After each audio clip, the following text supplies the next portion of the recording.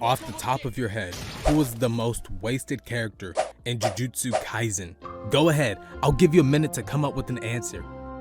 And then make sure you drop it down in the comments, because you will quickly see that there are a good amount of Jujutsu Kaisen characters who were completely wasted. And after reading it 5 times, I've come up with my very own list of Jujutsu Kaisen's most wasted characters. And the one thing that all of these characters share is that they are given a lot to work with and utilize none of it. And of course, there's gonna be people saying, Megumi, the merger. First of all, the merger was never meant to be anything. That was never meant to be seen, okay? Get over it. But Megumi, on the other hand, I'm saving you for later. Because first of all, we're starting with a one that personally hurts, okay? This feels like Gege personally did this to me, okay? Inumaki, all right? Like he is wasted potential incarnate. As soon as I started reading the manga, all of a sudden Inumaki is falling off. He all of a sudden has one arm and is gone from the manga entirely. Huh? And then Gege's on here like, well, I never expected him to get so popular. Bullshit. Bullshit. Stop lying. You made look at this man, all right? Look at my man Inumaki. This man is designed to be a fan favorite. Simple but effective. And then you have cursed speech, which is one of the more interesting techniques in the entire manga. And it's also tied to a funny but unique gimmick that makes him stand apart from the rest of the crowd. Because, yeah, alright, he can only speak in rice ingredients. That's very inconvenient, but that's very funny. How many characters do you know have that ability to where they can just yell, I don't know, shit your pants? That's Inumaki's thing. That's his thing. You can watch or read the series and never remember any of the characters' names, but you will always remember the guy with the blindfold and the guy with the tattoos on his mouth who only speaks in rice ingredients and can tell you to shit your pants. Inumaki even has the responsibility of carrying the entire Inumaki clan on his back, one of the only other clans mentioned in the entire series for such a big Jujutsu world. Thanks, Tengen, for not giving us anything to explore. But anyways, back on topic. Listen, Inumaki could have been very popular. This man was built to be everything you liked in a character. That's just cool, like Killua from Hunter x Hunter. But then one day, some random shy, timid kid who instantly copies your ability, uses it without negative side effects, doesn't have to speak in ingredients, becomes vastly stronger than you could ever even fucking imagine, and gets to use every other ability in the entire verse, and essentially has reduced your entire existence.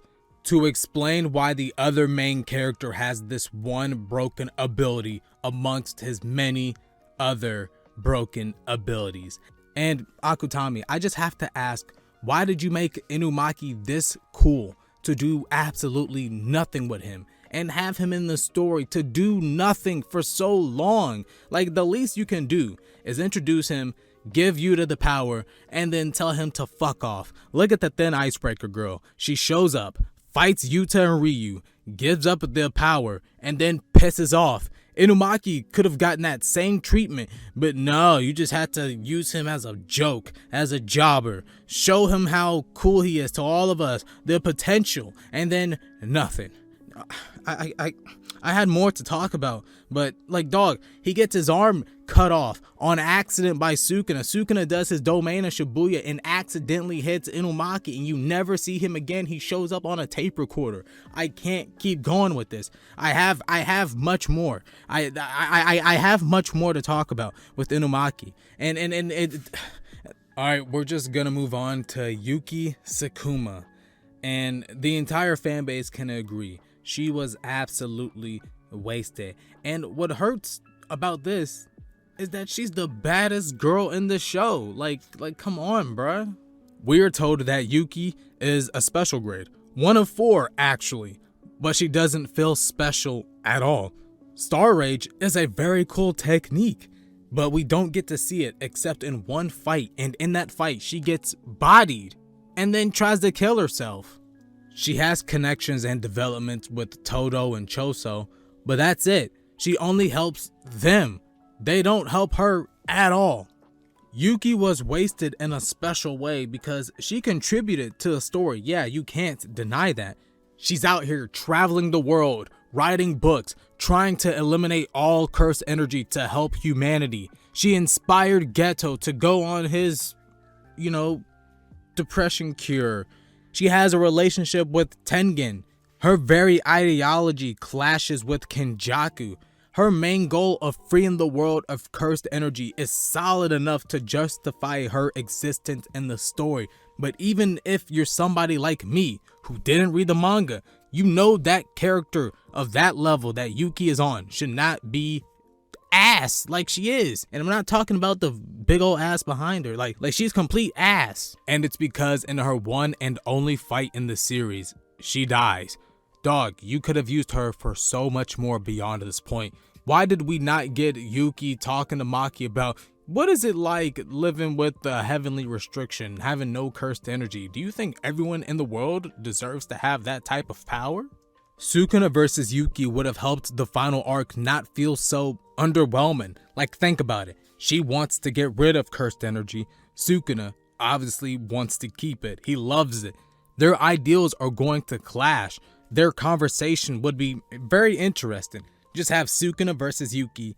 Replace the entire Gojo Yuta part. Like, that whole part taking over Gojo part. Just replace that with Yuki. So that way we can finally see her domain instead of her being a coward and not clashing with Kenjaku like dog. The treatment of Yuki is exactly why people say Gege does not know how to write women. And I can't deny it at this point. Up next is gonna involve Hikari. Now, Hikari, he feels like a waste. He's a really popular character. Everyone loves him. It hurts to say that he might feel like a waste, but he low-key kind of is, but I still want Hikari in the manga. But his fight with Urame, that was a waste. Just drawing those panels, letting us know that that fight was happening, was a complete waste. You don't show it at all. We see the beginning and the end of it. Why the fuck would you draw those? Why did you even tell us that they were fighting? You were better off just not even telling us at all, dog. Like you were better off wait. Look, I know manga art takes like a page, or like you do 2 pages a day. You were better off not drawing those panels. For that probably took like what, at least 2 hours to draw. I don't know. My man Hikari went from a rival to Yuta, one of the other main characters, to fucking femboys when nobody's looking. Do you think Hajime Kashimo mattered? Look past his aura farming and ask yourself, did Kashimo matter to the plot of JJK in any meaningful way? Because as the #1 Kashimo glazer, I will say the waffled one himself was meaningless to introduce into JJK. And it hurts to say this, but Kashimo was created to lose to Sukuna. That's his only purpose as a character. And I'm not mad about it. Somebody's got to do the job at the end of the day. I actually like how their fight ended up. I like that Sukuna bodied Kashimo. But Kashimo's only purpose, and I mean only purpose, was to lose to Sukuna. Aura farm and lose to Sukuna. Nothing more, nothing less. Like, come on. Name me 10 character moments of Kashimo outside of Hikari. Exactly. What, his little confrontation with Yuta? He's gonna fight and lose to Yuta. He has a badass entrance. One of the coolest entrants in all of manga. Yeah, bias. Okay, I don't care. He beats up Panda. Everyone beats up Panda. Whoop-de-damn-do. I can do that too. He has turn up the volume because this is a funeral for the living. I'll give him that. That's badass. And he fights Sukuna with a really cool looking curse technique, even though, the one-time usage is kind of lame. Like, how the fuck do you figure out you can only use it one time? And look, I don't want this to come across as me hating on Kashimo. I love Kashimo. I think he's one of the coolest characters in the entire manga. I'm fine with him aura farming. I mean, bro, he has the design to do so. But the status as the strongest of his era and losing to fucking Yuta, drawing with Hikari, probably gets bodied by Toji, Maki, Yuji. Dog, you wanted to fight Sukuna, how about you try to kill Yuji first? But you know, I can look past that because Kashimo is JJK's very own badass lightning user. Every anime needs one. But dude, Kashimo's character doesn't grow. He doesn't cause any other characters to grow. Hell, I doubt anyone cared that he died. And yet Kashimo's entire purpose in the story was to die, to be a sacrifice, with no time to mourn. Yeah, that's because he wanted to soak up all of Gojo's sympathy. Oh my god, Gojo's dead. Oh, Kashimo's dead too, but Gojo's dead. That's what he was trying to do. You're not slick. You're not slick. Oh my, you're not slick, dog. And everyone came online about, oh, why didn't we see Gojo's funeral? Why didn't they bury Gojo? Dog, I doubt they even picked up Kashimo's body.